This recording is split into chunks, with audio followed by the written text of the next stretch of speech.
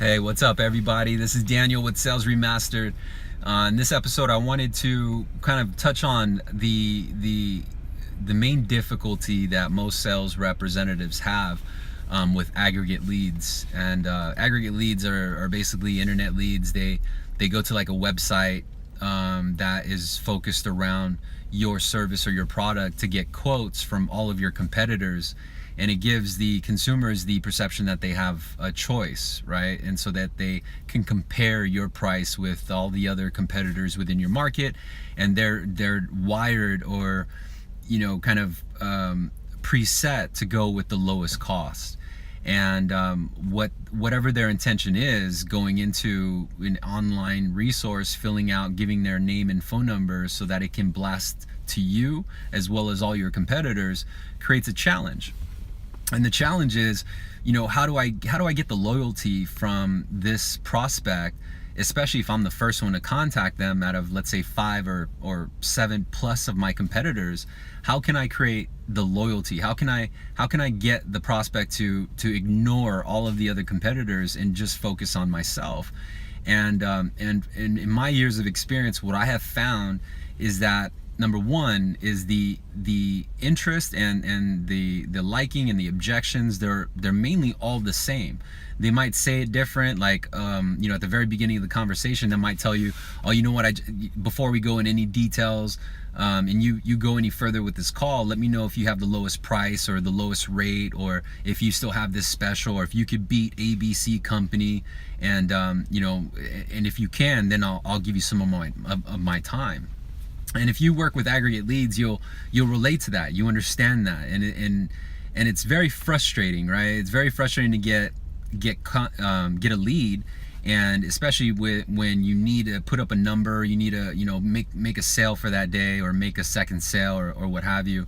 It's important that you flip that lead. And so how do you gain the loyalty and interest from a prospect who is already expecting to get 6 or 7 other quotes? This is how you create a bond that is tailored to them.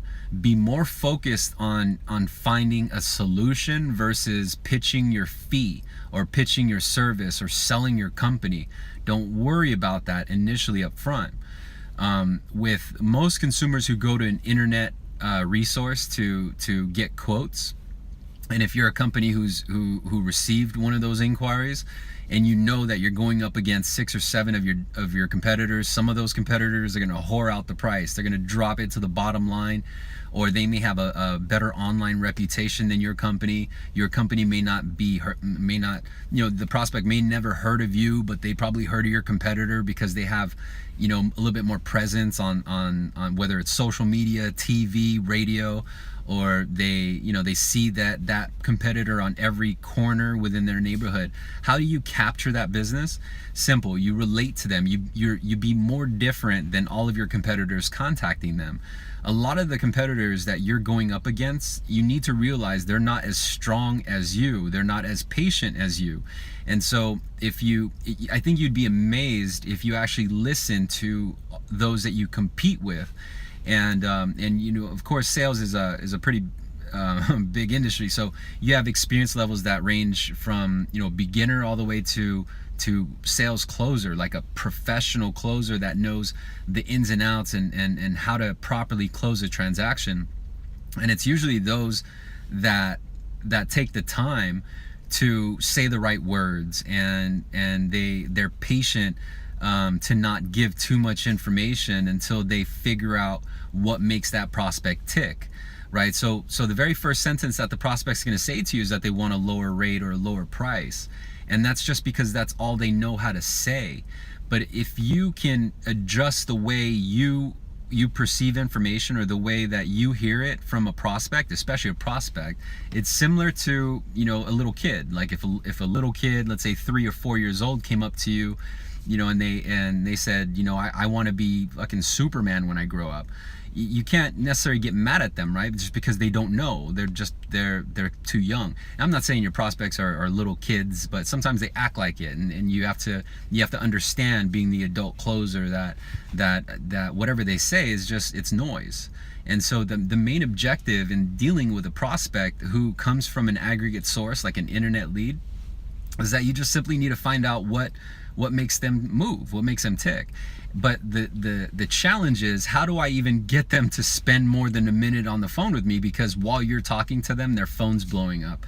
They're getting all kinds of emails, and a lot of times they're frustrated already. Like, oh, another company calling back, or, oh, I'm so done with this, I'll never put my information online again. And that's just something that we have to expect. But here's the advantage. Because we already know that the objection is always going to be the same, because we already know through repetition that if that's the main objection, then I need to revise my intro. I need to reword my script, because in the wordplay, you're able to revise your script in a way that handles and answers the objections before they even come to light. It's very powerful, and that comes from repetition. So if you're feeling burnt out because you can't seem to close these aggregate leads, if you're feeling burnt out because you feel your company doesn't have the right reputation, or your company is just not known, or it doesn't have the right image as one of the stronger competitors, that's battling for that lead, understand that it's not the reputation that they're buying. It's not necessarily the cost or the rate or the fee or what they want to know is the solution for their pain. And the challenge is, well, you need to find out what that pain is, and whether the pain is they need a lower payment, or they need savings, or they need to make sure they're not overspending for your product, but they need your product. That should be enough reason for you to invest some time and learn how to better handle that source. And with internet advancing and just the technology advancing, you got to get comfortable with that lead source. And the best part about it is, if you get comfortable and you understand the right moves and the right techniques, you'll be able to flip them. So I'll end this episode with one key